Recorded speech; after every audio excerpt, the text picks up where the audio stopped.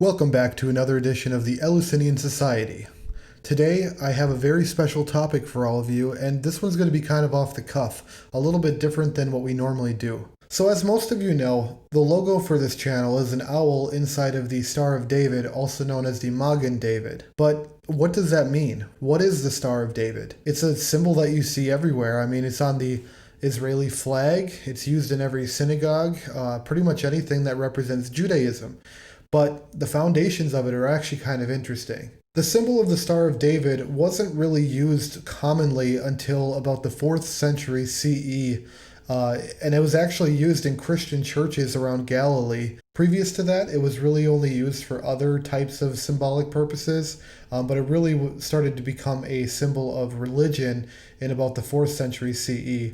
And then around the 1700s in Prague was when it really started to be used as a symbol of Judaism and later Zionism, which is why it's found on the Israeli flag. To start, the Magen David is a hexagram, or a six-pointed star, or two equilateral triangles placed opposite of each other. Now, this symbol actually has some pretty interesting origins. It is believed in Judeo-Christian religions that its foundation started actually with Solomon. Now, I'm going to read an excerpt from ancientorigins.net, which kind of goes more into detail about the origin story of the Solomonic magic use of the Star of David. The Seal of Solomon, known also as the Ring of Solomon, is believed to be a signet ring that belonged to King Solomon of Israel. This ring is thought by some to have magical powers, and it originates in Jewish tradition. Nevertheless, the Seal of Solomon can also be found in later Islamic and Western occultism, as both these adopted it from Jewish tradition. As a symbol, the Seal of Solomon is still in use today, and one of the simplest depictions is either a pentagram or a hexagram, the latter being similar to the Star of David. One source in which the Seal of Solomon is mentioned is the Testament of Solomon. This is a pseudepigraphic treatise on the forms and activities of demons and the charms effective against them.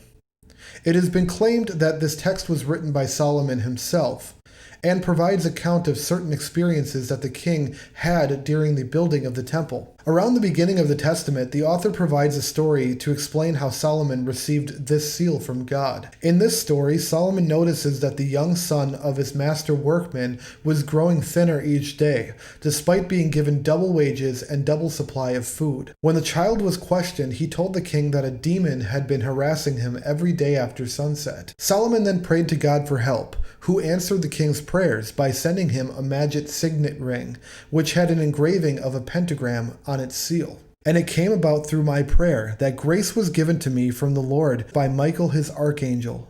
He brought me a little ring, having a seal consisting of an engraved stone, and said to me, "Take, O Solomon king, son of David, the gift which the Lord God has sent thee, the highest Sabaoth. With it thou shalt lock up all demons of the earth, male and female, and with their help thou shalt build up Jerusalem. But thou must wear this seal of God.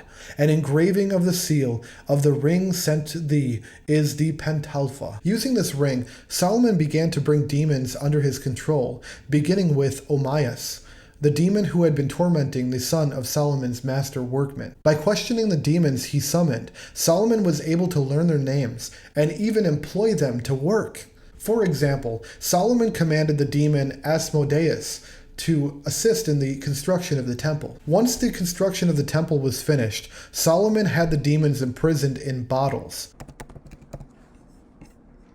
Demon. These bottles were said to have been buried under the monument that the demons helped build. In one story, the demons were released when Nebuchadnezzar captured Jerusalem. When the temple was destroyed, the Babylonians found the bottles, buried by Solomon. Thinking that they contained gold, they opened them and released the demons back into the world. Release the demons. Now, it is to be noted that there are several theories as to the symbolism having deeper meaning, like the fact that some people have pointed out that all or most of Hebrew text can be found inside of the image of the Star of David. But I'm going to look at it from more of a divine geometry standpoint. Now, there is another six-sided figure, relating to divine geometry, and that can be found at the center of what is known as the seed of life. The seed of life, or the Genesis seed, is a shape that has its ties to the creation of the universe, or at least according to divine geometry. It is also noted that the seed of life, the expanded version outside of just the 6-point star in the center, is said to represent the 7 days of creation. Now, there is another interesting aspect to this shape that I think we really have to go through Masonically rather than geometrically. Like I said in the beginning of this video, the hexagram is the center of the Star of David with 6 points around it. Now, what makes this really interesting is that the hexagram could represent a circle, or at least a circle could be represented by the outer points. Now, if we look at the two shapes that make up the Star of David, they are shown to be triangles, two of them, one pointing up and one pointing down. Now, the third shape to be pointed out can be made through the points of the star on a perpendicular axis, which makes the shape of a rectangle or a square.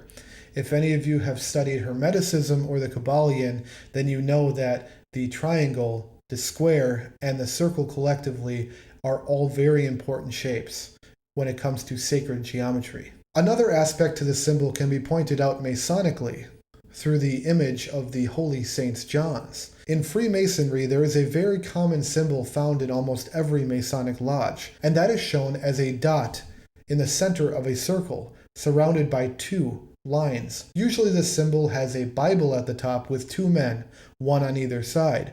The two men represent St. John the Evangelist and St. John the Baptist, which are the two patron saints of Freemasonry.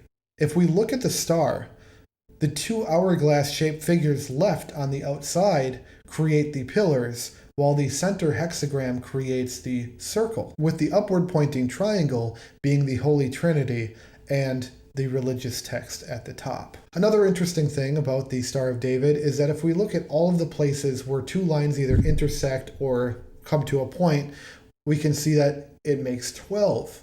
12 being a very important number in religion for the number of apostles that Jesus had, but more importantly, the 12 tribes of Israel. In the world of three-dimensional shapes, there are shapes called polyhedra, which are shapes made of two different three-dimensional shapes. So in this case, if you take the tetragram or the Star of David and you were to make it 3D, which is an octahedron with tetrahedrons coming off of each of its faces. So to recap this shape, we have 8 sides with a 3-pointed shape jetting out of each of the 8 sides, or 8 times 3, which makes 24. What makes this equation so interesting, 8 times 3 equals 24, is the fact that in Masonry, there is a symbol that has a lot of meaning that has to do with the number 24, that being the 24-inch gauge. The 24-inch gauge represents 3 sections.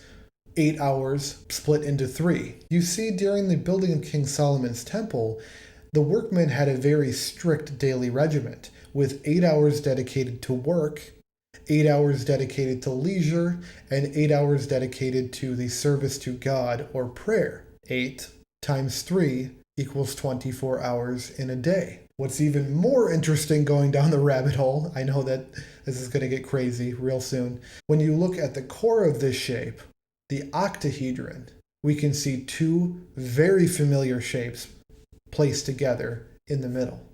Those two shapes being pyramids, 2 of them, one pointing upward and one pointing down. If you look at the side of a pyramid, it makes a triangle. One triangle pointed up, one triangle pointed down. You put them together, and what shape do you get?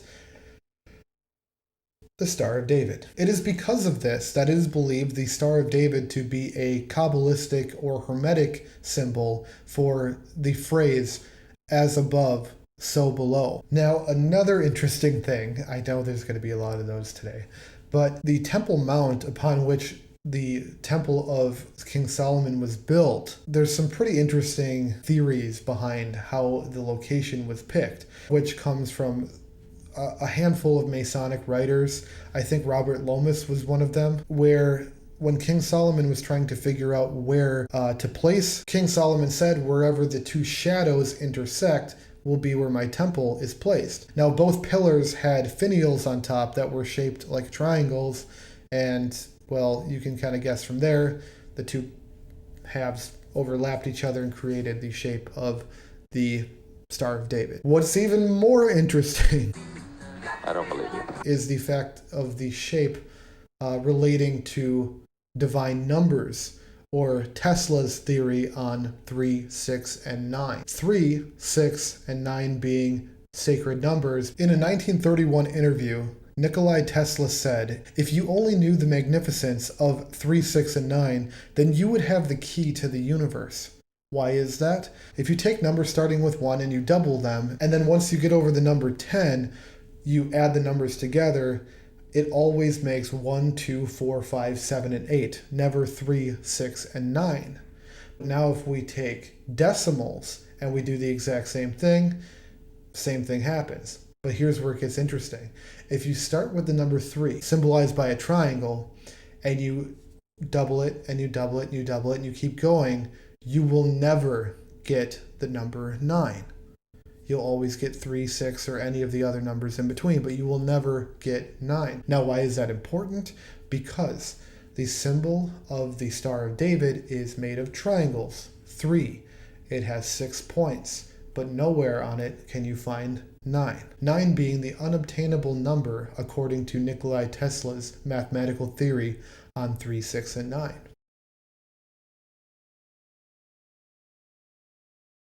Now, if you want to know more about that mathematical equation, there's also ties to the zodiac and the pyramids. Feel free to go down below. There's a link to a wonderful video starring that wonderful man, Graham Hancock, where he kind of explains it and the numbers and how the dimensions of the pyramid all relate to 3, 6, and 9, and how it has to do with the years of a zodiac year, and how it has to do with our current time, the coming age of Aquarius from Capricorn. It's very interesting, but yeah, I'll put that down in the link below. But anyway, hopefully some of this sticks with you, and maybe you come up with your own theories as to what it could mean. But these are just some things that I found that I wanted to point out and maybe get your mind flowing a little bit. And if you have any theories about the Star of David yourself and maybe the symbolism behind it, comment down below. I'd love to hear it. Anyway, thank you again for joining us on another edition of the Eleusinian Society. Make sure to like and subscribe to see more videos.